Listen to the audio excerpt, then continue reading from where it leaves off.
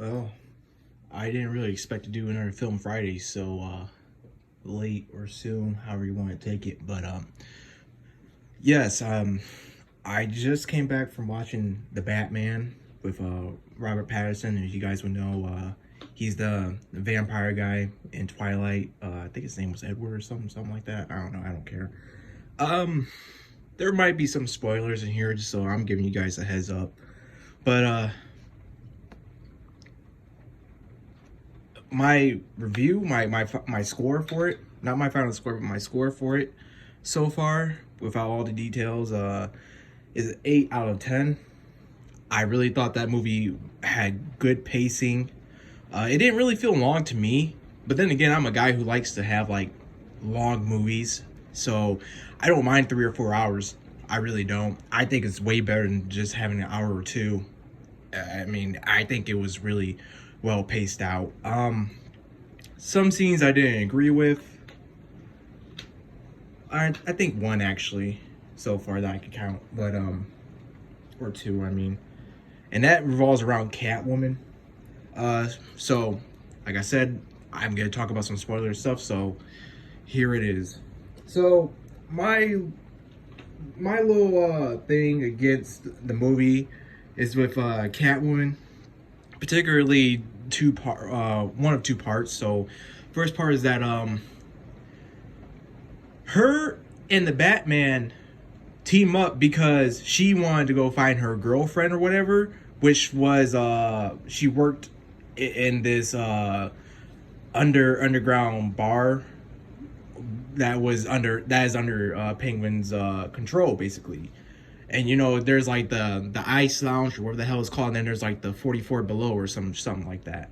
And so I'm guessing Catwoman's girlfriend got mixed in with the wrong crowd, and she was told some deal, and you know, she was kidnapped.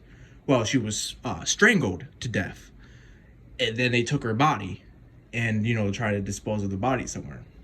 So that's what got Catwoman to team up with Batman, and they ended up finding the girlfriend's body in a car.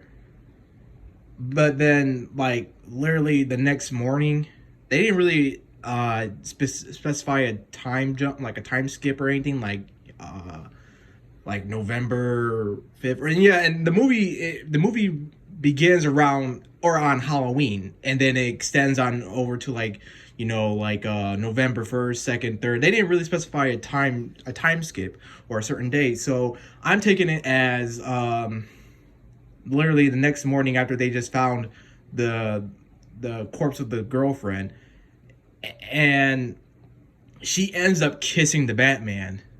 And I was just like, what the hell? I'm like, you just found out that your girlfriend was murdered, strangled to death, and then literally not too long after you're kissing the Batman. Like that just seems forced, you know. Another another gripe of mine with that scene, it's the same scene too, is that she was talking about like the white privileged folk, and I'm just like, come on, man. It wasn't enough for me, you know, for it to knock it out, like knock it down to like, but it was just annoying just to have that in there. I'm like, can we stop trying to be trendy with like the modern day stuff, and like in the whole privileged white man thing is just so stupid. You know, like why would you bring that in there? It's but you know, whatever. I think that's really it. I think that's my only two gripes about the movie. So on to the positives. You know what? I'm gonna say this. Ryan Kennel, I don't know how to pronounce his name. He had an interesting take for his review of that, saying, you know, it mainly showed like there was no bad black guys or girls, but there was a whole lot of bad white men and women.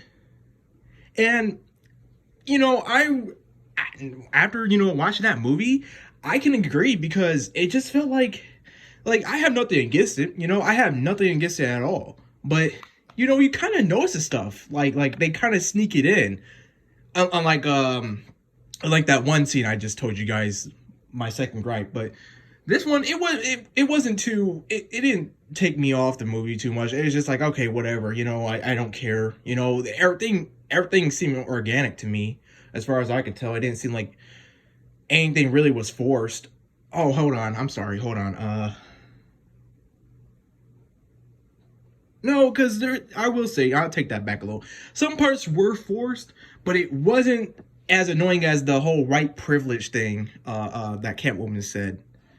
But yeah, there was like Jim Gordon's black, and we all know that he's a good guy. So you know, regardless of skin color. But they had that in there. Then they had like this black woman who was running as mayor, and she's good. And I'm like, okay. And then there was like the beginning of this movie where like you had like the Joker gang, basically the guys wearing, you know, the guys that you see in the trailer with their face painting and everything. There was a black dude in there, and he was like the only, if I remember correctly, I think he was the only black dude in that gang. And they were urging him like to punch on this Asian guy, and I'm not sure if that's supposed to be a thing like Asian hate or whatever. Like that's another thing they're sneaking in, but they were, you know, gonna have him like, you know, like beat up on the guy, but the black Joker guy was like, "No, man, I can't do this." Yeah, so, you know, it was some little things I noticed there, and it's like, you know, I'm like, okay, it's not breaking the movie too much for me, so I'm fine with it. I'm okay, but it's not really a gripe though. It's just something that I noticed as well that Ryan Kendall pointed out, and I don't really have a problem with it. It was just an interesting take that I've heard, and I mean I saw and heard. But onto the actual positives and all that. The soundtrack. I really love the soundtrack, especially when the theme comes in, doom, doom, doom, doom, doom, like that. Oh man, you know stuff is about to go down. It gets so serious, and I really, I think there's one scene I love the most out of all, and it's the chase scene between Batman and the Penguin. Some people, some of my relatives were saying that you know, it was a little too long, and I'm like, it wasn't too long to me. I felt like, you know, most of, you know, when you do a chase scene, you gotta do it right, and I felt like they did it right because it wasn't too short, it wasn't too long. I felt like it was just perfect. Like, yeah, you're on a highway. What do you expect? The highway is pretty freaking long, and you got you got the trucks and other cars in there, and I mean, it was so cool. And to see the Batmobile in action like that, like as its debut. Oh, what a perfect scene to debut that car. That I was really pumped for that scene. The Riddler. So the Riddler is the main antagonist of the movie, and you know, the trash bag man, Zodiac killer, almost look alike. I Oh dang! I just noticed another little pattern here. So it seems like is a socially awkward guy, but you know, obviously he's super smart. But when you see him without the mask and how he acts, it's like there's this one scene like after he gets caught.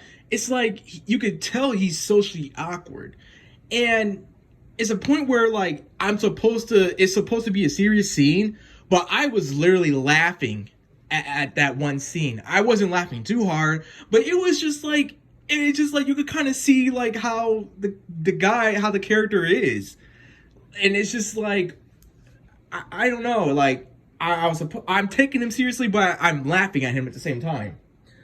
But to my little thing that I just noticed, it seemed like that they were trying to like take I guess a gag at like the Reddit people like setting up stuff on the internet in secret and then like having a group come in to the actual event. That's what it seemed like to me, because it turns out that he was in contact with a lot of like people on the internet who were giving him advice on how to do, how to, make a bomb and all this and that. And then he was telling them, they're all setting up an event to like storm this one area. And I can't help but think, like, is this supposed to be like a January 6th type of deal, where, like what happened in 2021, where, supposedly all this this large group of people are trying to assassinate somebody.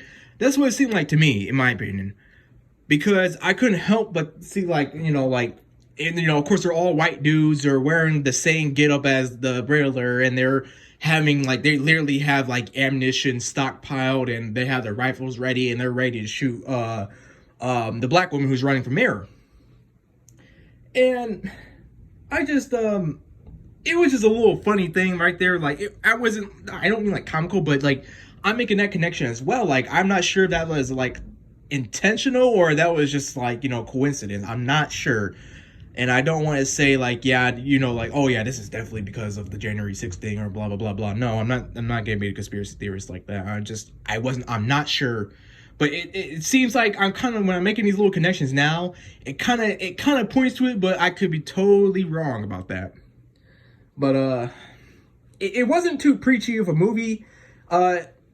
Actually, I would say it wasn't preachy, or it wasn't trying to talk, spread a message or anything. It was getting right into it was dragging you into Gotham, how dirty Gotham is, how filthy it is, corrupt. And then you want to, you see the aspect of like the vigilante side. And then you also see the aspect of like, of the, I'm not sure if I can call Riddler the villain. Because some things make sense for me, and it's not like I like the character. The character's all right, but you could kind of understand his motive, where he's like, he was an orphan, and he was in a really bad orphanage, really. And that kind of sparked him in his life, like, okay, you know what? Now I'm gonna start doing all these murders and putting all these riddles, and have the Batman solve the riddles, and just get next to my get closer to what my main goal is. And I thought that was a really good. I thought it was really good how they set up the riddles and everything. Like, there was this one part where the guy had to take a thumb drive, but literally there was a freaking thumb attached to the drive. So it's like little stuff like that. I was like, like, that kind of caught me off guard, but it was funny. It was kind of dark. It was dark humor. The traps, some traps were elaborate. It wasn't too crazy. It wasn't like Saw level crazy, but there were the deaths were symbolic to the riddle, and then it will lead Batman and Jim Gordon to the next riddle and try to figure out the answer and all that. The relationship between Batman and Jim Gordon, honestly, this is the strongest relationship I've ever seen in a live action movie of Batman, because those two were like, from the get-go, working together. Like, Jim, and the commissioner, not Jim Gordon's not the commissioner yet. I don't think he's even the commissioner yet in this movie. But the previous commissioner was telling him, like, what the hell why do you have him in here? He could be a suspect for all we know, because of this letter addressed to the Batman. And Jim's like, no, it's good. And like, no, let him work with us. He's not part of this. I know he's not part of this. And so I really dig the relationship between those two, because it's like Batman helps him out, Jim helps him out, bails him out too, in a way. And I really want to see this relationship. Like, this should have been a relationship that should have been established. Like, instead of like the usual relationship we see where like Jim is calling him through the bat signal, and he comes in, they exchange a few words, and then Batman's gone. It's not like that. No, it's like, yeah, we're both at the same crime scene. We're working undercover. We're getting the Penguin together. Blah blah blah blah. I really liked that. I really liked how those two were working together, because that makes a lot of sense in my opinion. Let's see. What else?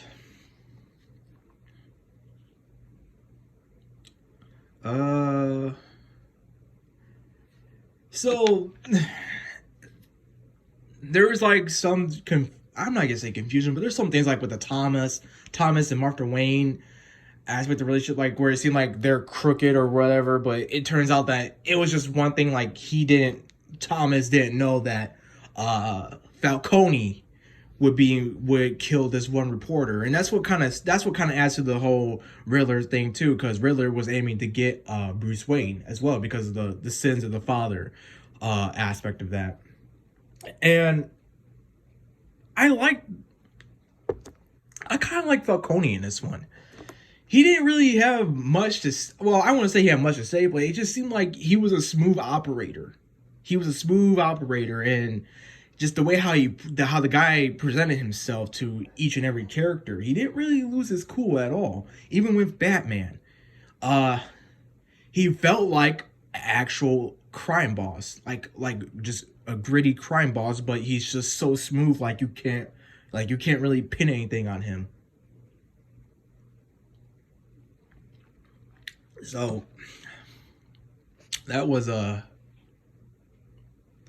was a little change of difference right there to see. Uh, hmm.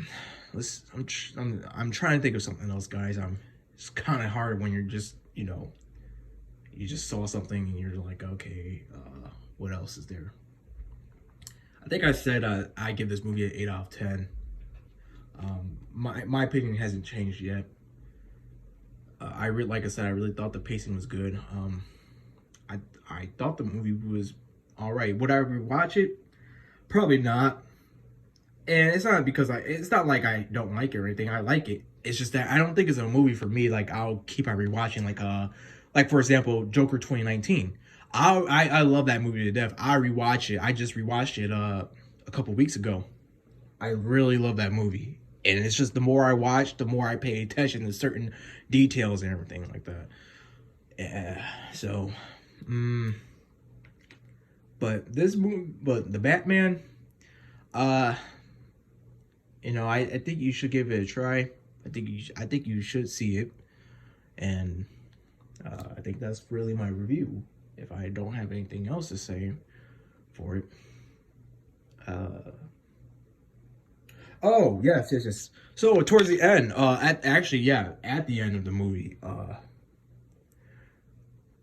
there it seems like they're setting up for a sequel, and the sequel is gonna star everyone's favorite clown. Supposedly, well, I've been told that the guy from Eternals. I never watched Eternals because I'm not watching that trash. But the guy from Eternals, who's like a mind reader or whatever, he's the Joker. And so far from what I'm getting with this guy's Joker is that this guy's Joker has like a messy mohawk, and his laugh is, I won't say it doesn't sound as terrible as Jared Leto's laugh, but it does seem kind of like try hardish in a way, like it just doesn't feel natural, and it's like I'm like, I don't care.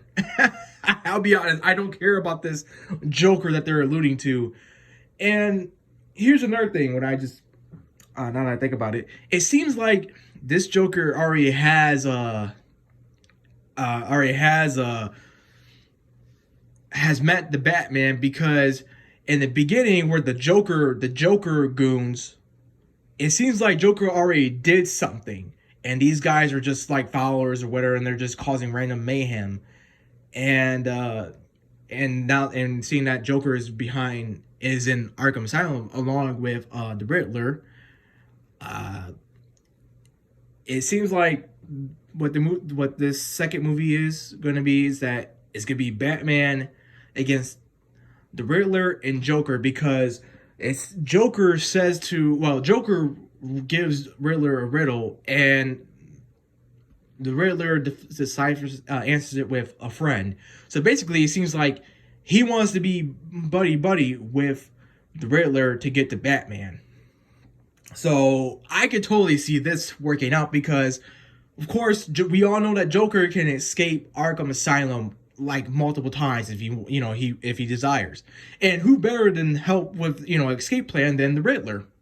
You know, those two having the blueprint, setting stuff up. Oh yeah, I can see it happening.